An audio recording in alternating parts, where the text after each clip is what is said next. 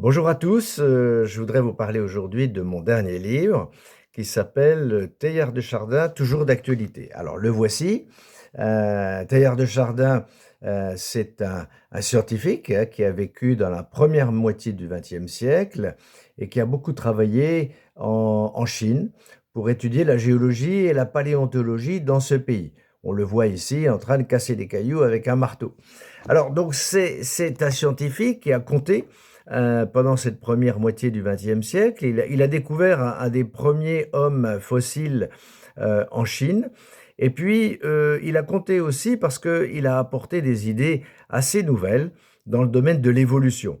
Alors l'évolution, tout le monde connaît, depuis le Big Bang, les choses évoluent et les espèces évoluent et la sélection naturelle joue son rôle et ainsi l'être humain, l'organisme le plus complexe sur Terre, a pu apparaître.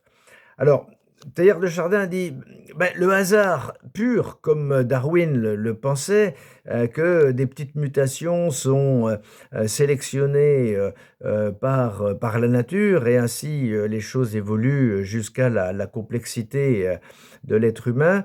Teilhard de Chardin pense que le hasard aurait du mal à faire si bien les choses. Ça fait beaucoup de hasard depuis le Big Bang jusqu'à nous, les êtres humains. Donc, il n'est pas très favorable à cette théorie, pas très favorable non plus à l'autre extrême, les gens qui pensent que Dieu a finalement piloté l'évolution en donnant les petits coups de pouce ici ou là, depuis le Big Bang jusqu'à l'être humain. Il n'est pas favorable non plus parce que ceci serait guère en ligne avec les observations de scientifiques qu'il peut faire sur le terrain. Il se rend bien compte que les choses évoluent et que le hasard des mutations et la sélection naturelle a un très grand rôle. Alors son idée, c'est ni l'un ni l'autre, c'est de dire, ben voilà, au début, à l'origine des temps, un certain nombre de mécanismes étaient inscrits dans les origines, et ainsi les choses ont évolué avec la sélection naturelle, avec le hasard, mais selon des mécanismes qui ont fait que les choses n'ont pas évolué n'importe comment. Il se rend compte que les organismes, par exemple, se complexifient. À chaque évolution, on va vers plus complexe. Depuis la bactérie toute simple jusqu'à l'être humain, on sent bien qu'il n'y a pas le même niveau de complexité.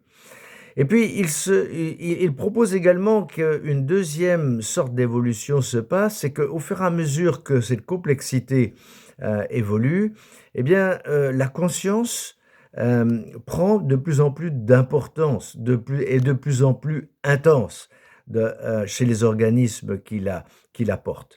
Et donc, c'est bien ce que nous constatons entre la bactérie et l'être humain, évidemment, le niveau de conscience n'est pas le même du tout. Alors, ça sont les grandes idées concernant l'évolution, au sens évolution des espèces, évolution qui nous précède. Et Teilhard de Chardin s'est aussi beaucoup intéressé à l'évolution, ce qui va venir ensuite. Comment finalement l'humanité va évoluer. Et il s'est posé ces questions en se disant que finalement, peut-être que tout simplement ce processus évolutif va continuer. L'humanité va continuer en tant que société des hommes et des femmes à se complexifier, mais il voyait aussi que, de même qu'on voit ça dans la nature avec les organismes naturels, l'humanité va s'unifier. C'est-à-dire qu'elle va non pas devenir un ensemble indifférencié d'individus qui se ressemblent tous, pas du tout, mais sa conscience va s'unifier.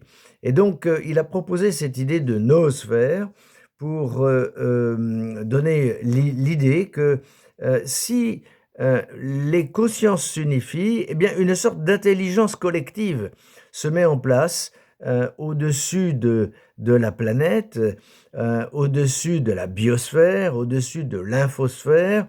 Il y aurait donc cette noosphère qui engloberait, sous la forme d'une conscience collective, l'ensemble de l'humanité. Alors ça peut paraître abstrait, mais en fait pas tant que ça parce que, vous voyez quand, les gens du numérique, hein, les gourous du numérique, d'internet, parlent de Teilhard de Chardin et ben c'est parce qu'ils pensent que ce réseau extraordinaire qu'on appelle internet et qui s'est, construit sur la planète est en quelque sorte les débuts, de cette noosphère, puisque tout le monde peut communiquer entre les 4 coins de la planète et que ceci crée une conscience, par exemple des sujets écologiques. On a aujourd'hui, dans toute l'humanité, une conscience de cette problématique, des enjeux écologiques, qu'on n'avait pas du tout encore au 19e siècle ou même au 20e siècle, par exemple. Donc, vous voyez, ce qui est intéressant, et c'est pour ça que mon livre s'appelle Teilhard de Chardin, toujours d'actualité, c'est qu'il parle de l'actualité.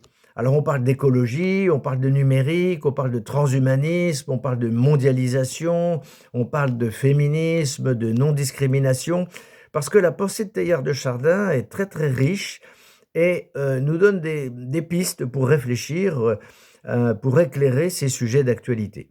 Voilà, donc je vous invite à le découvrir. N'ayez pas peur, il est facile à lire et je vous souhaite une bonne lecture.